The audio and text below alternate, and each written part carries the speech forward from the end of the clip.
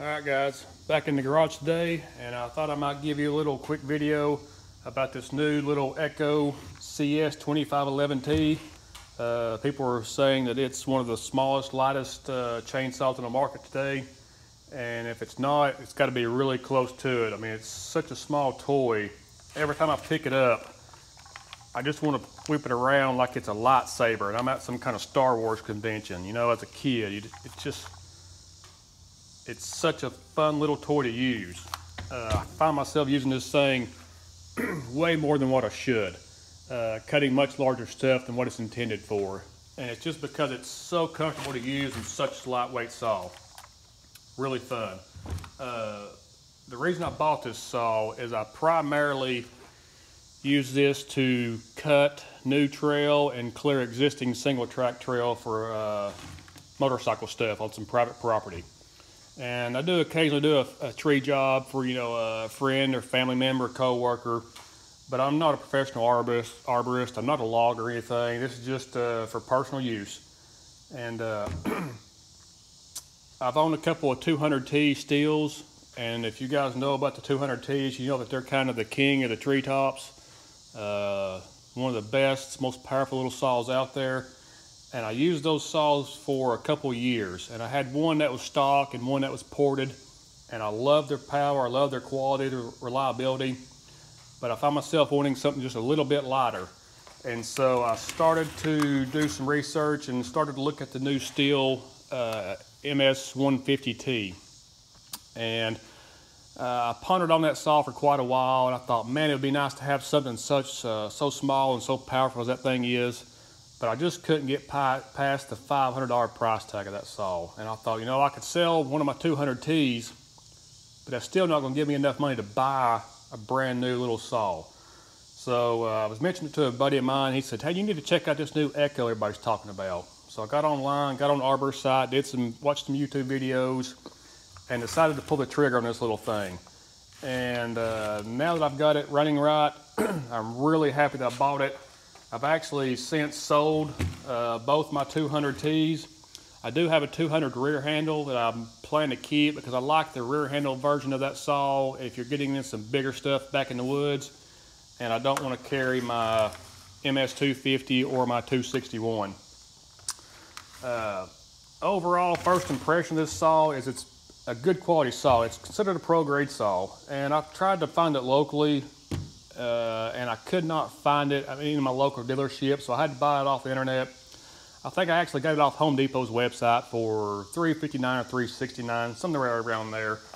And when it showed up, took it out of the package, and I just was blown away by how tiny this thing is. It's literally like a gas-powered toy. If it wouldn't start and you took the chain off, it's something you could give your kid to play with. But overall, first impression is it's a pretty good quality saw. It doesn't have that same feel like a Steel or a Husky does. When you pick up a tool, you can feel the quality in it sometimes. And this is close to it, but not quite there. But again, 140 or 50 bucks cheaper than a Steel. So I do like the fact that it came with a bar scabbard. That's really nice for, when you're transporting this thing around. Some saws don't come with this, so that's a nice little option. I believe this is the 12-inch bar. Yeah, 12-inch 3/8 low pro chain, and I have upgraded the chain. The stock chain is real chattery, and this chain is a little bit better, but this is the Steel, I believe it's the PS, the Pico Super 3/8 low pro chain. Full chisel chain. I don't know if you can see that, but this chain is a very aggressive cutting chain, and it cuts really fast, and I'm really impressed with it. Some of the things I do like about this saw are how light it is, how compact it is. It's got a good power to weight ratio, even though I think it's just 25 cc's. But I do have some dislikes about it. One of the first things I noticed, if you can see this slot here around this operator presence switch was really sharp, and it actually, where these two handle pieces come together, this seam here, they didn't match up perfectly. And so when you're using this saw barehanded, this little seam would rub my hands quite a bit, almost cause a blister. So took some sandpaper to that, sanded that down, problem resolved. Of course, I probably could have done a better job than just sanding the crap out of it, but I didn't care at that point. If you had on gloves, you didn't notice it at all. I do like the on-off switch. It's easy to access, it's close. I've got smaller hands, so in the 200Ts, I was always having to reach up to shut the saw off or turn it back on or hit full choke. So I do like the location of the on-off switch. Really simple design. I am not a big fan of the choke and this primer bulb. I don't know why manufacturers do these primer bulbs. That's just something else to tear up. You know, it's going to crack over time, and because of the air leak and the saw's not going to run right, but whatever, they didn't ask for my opinion. So the choke works really well. Pretty simple function there, but I wish it was on the opposite side, because when you go to start the saw, you got to do this number to hit the choke. And that's not a big deal, that's just kind of nitpicking. One other thing I do like about the saw is they made this starter handle, so you can see it's got some compression, to where you can use it as a T-handle to loosen the gas and oil cap, which is good because these things seem to get pretty tight by themselves. And I've even struggled sometimes with that little handle to get these things off. But it's nice that it's tooled, you don't have to carry around a scrunch with you. And I actually like the steel flippy cap design. I don't know if I've ever had a problem. Occasionally they do leak and you can just replace them really cheap, but a lot of guys hate the steel flippy caps, so for those guys, you'll like the screw-on caps. Pretty simple. This chainsaw, as you can see, I've been using it, and it does oil really well. No shortage of oil there. You know, some of the steels are a little stingy with their oil, but this thing will sling it out in a hurry. And I have never run into an issue where I ran out of oil before I did gas, so not a problem there. When I first got this saw, it had a little bit of a hesitation to it. When you were doing like small limbs and you were constantly blipping the throttle, full throttle off, full throttle off, full throttle off, every once in a while it would stumble a little bit, and I tried to tune the carburetor and tried and never could get it to tune out, so I just kind of left with it. And then after a few tanks, I decided to go ahead and do a muffler mod, and I'll pull this off here in a second so you guys can see, but I don't know if you can see I just made some extra fins in there. The stock outlet's right there. Let me just pull that off real quick.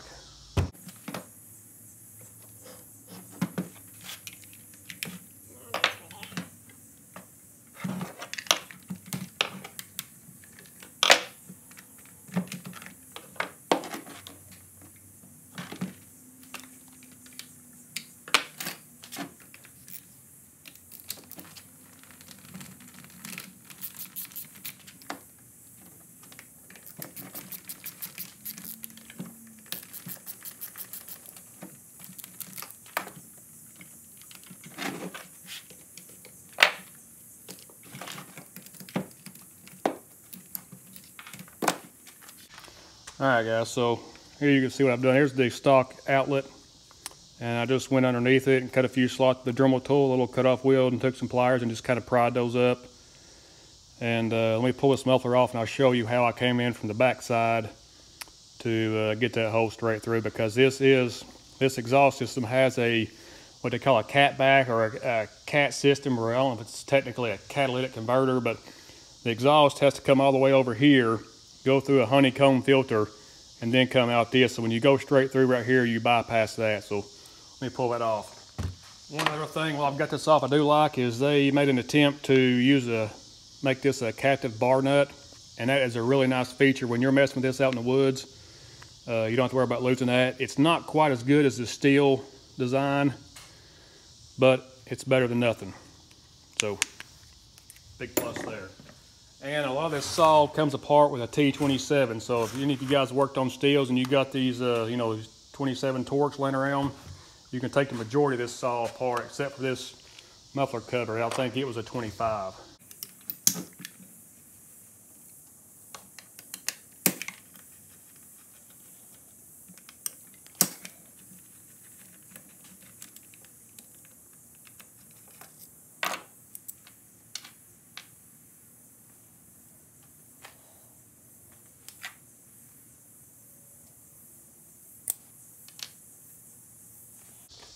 All right, guys, I'll see if I can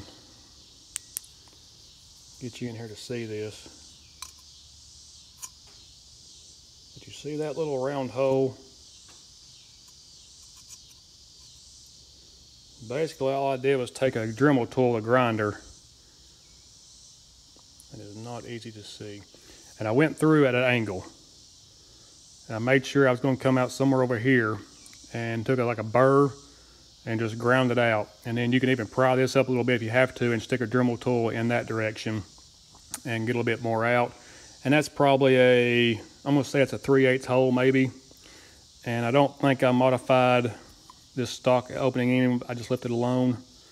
And so this is where the cat system is. This is what you're trying to bypass, because the exhaust has to come in through here, go through this system, come around the front and go out here. And so now it can go straight through. And if you're cutting on government land, that might be a no-no. But once you do that, it really wakes up this saw. Huge improvement. So after I ran it for a little bit with the modified muffler, I was like, well, I'm gonna go ahead, since I saved some money buying this other steel, I'm gonna go ahead and send it off to have it ported. And now that I've got it ported, I'm really impressed with this little thing. I love running it. Like I said, I pick it up more than any other saw. 12-inch bar, but I find myself cutting, 18-inch pine logs with it just because I like how well it runs. It's got a great sound to it, good throttle response. So overall, I'm really pleased with this little saw. So let me slap it back together here, and we'll go out and make a few cuts with it. All right, one thing I forgot to mention is how easy it is to access this air filter. You just pop this ring off here, pop this down, this little tab. Maybe it's not that easy. And there's your air filter housing and carburetor housing. And the limiters have been pulled off this thing. You can just take a wood screw, pop them in right there, so your carb adjustment's real easy to access. Idle right here. People are saying that these filters don't work. They don't stop fines as well as some air filters, but it's pretty easy off and on. And as you can see, there's a little bit of stuff in there. Not bad. Let me clean this up real quick, and we'll go out and make a few cuts. All right, guys, out here in the wood pile. Smallest thing I have is probably this 4 or 5 inch cedar log. So let's make a few cuts, and you get an idea how this thing runs once it's been ported.